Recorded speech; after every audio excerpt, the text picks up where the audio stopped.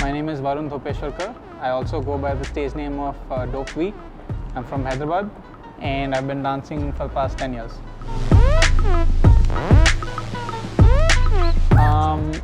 I started my dance journey in mid 2009. This was through YouTube tutorials because at that time there weren't any dance companies, dance studios around that were teaching that style.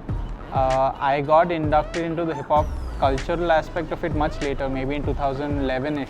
When I joined RSU Dance Company, I met other dancers who also did similar styles like what I did.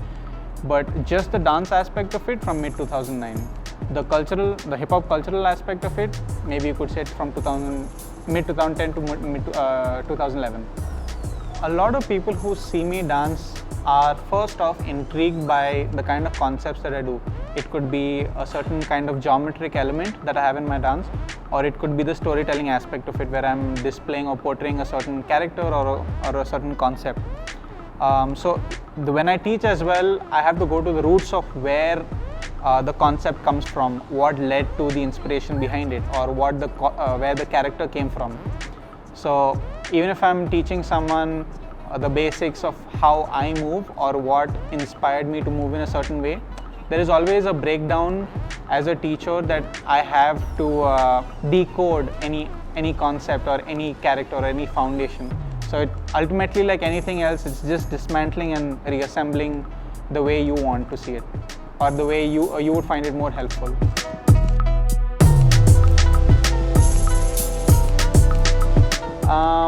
From the very, very small niche that we are, from a culture, just the roots of what we have in Hyderabad, it's still not as, exposed to the masses. Like the masses exposure to any element of hip hop or anything to do with hip hop has to do from a commercial stream. And on a commercial stream in the Indian audience, we're not represented very well. So take our reality shows. A lot of them identify what hip hop dancing is by what they see over there, but like a lot of it is not hip hop dancing or has nothing to do with that. Another aspect would be films. We've had a few films like ABCD, Anybody Can Dance and stuff, but even those are such cliche movies. They're not, even if you showcase the dance aspect of it, they're not good films. So we've never had the right representations, because when I started, I didn't even have an ABCD. I had Step Up. But even today, Step Up is still a better reference than ABCD, so then we're not evolving as such. I mean, the Indian audience might not know Step Up, so they might look at ABCD, but knowing that that was like a decade ago or even longer, if that is still a better reference, then we're not doing a good job.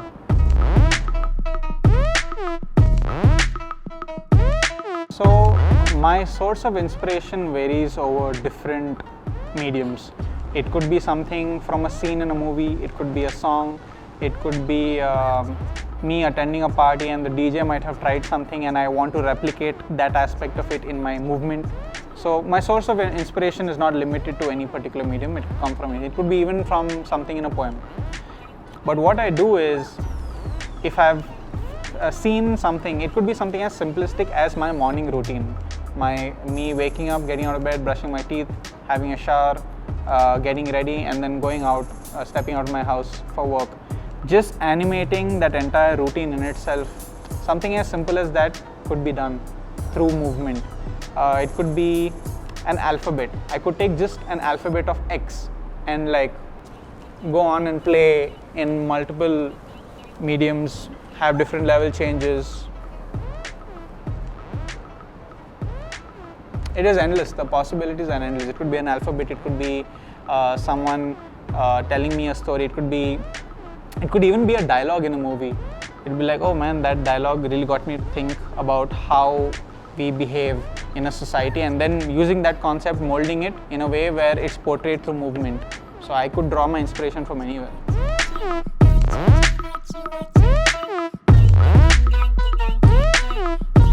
Shreyas has been my crewmate and my dancing partner, if you could say so, since 2012, since the crew's inception, Royal Style Unit, RSU.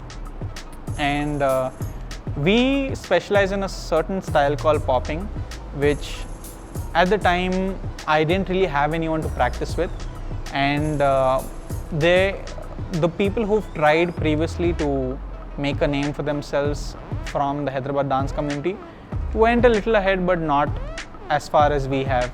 And to thrive in a city where there's no scene that is present, and to just depend on another person to push you, like we both have had only each other to push ourselves to specialize in a style where we not only compete nationally but also internationally. Like both of us have competed in Singapore. We both made it to the quarterfinals over there.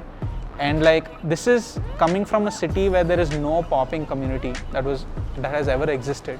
It is just based on what our knowledge has been, our research has been. We attend workshops. If I attend something, I will come back, I will share it with him. If he goes for something, he will learn something and he will come and share it with someone. It could be, it's just an ongoing cycle of constantly developing and pushing one another. That is one thing. Secondly, anything that I've done for the community, it could be in terms of throwing a jam, it could be in terms of having a free popping session at home or elsewhere, or it could be just in terms of having everyone brought under one roof so that they can just vibe off of each other. Something as simple, as small as that, to holding an India qualifier to Canada's biggest dance festival, urban arts festival called Jack of all trades. Shreyas is someone who's always been on the board. It could be in terms of supporting it, in terms of executing it. So far, even where he's offered to invest in the idea himself, putting in his own money. So as a strong sense of support and a pillar for me, myself, and the whole crew of RSU, I think he's been a very core or very strong member who's been forthcoming and has always voiced his opinions for safeguarding and also pushing the culture and hip hop community in Hyderabad in the right direction.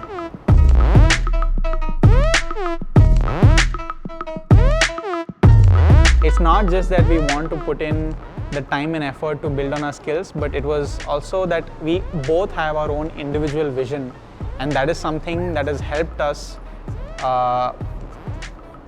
dive this deep into in this particular field. So anyone else who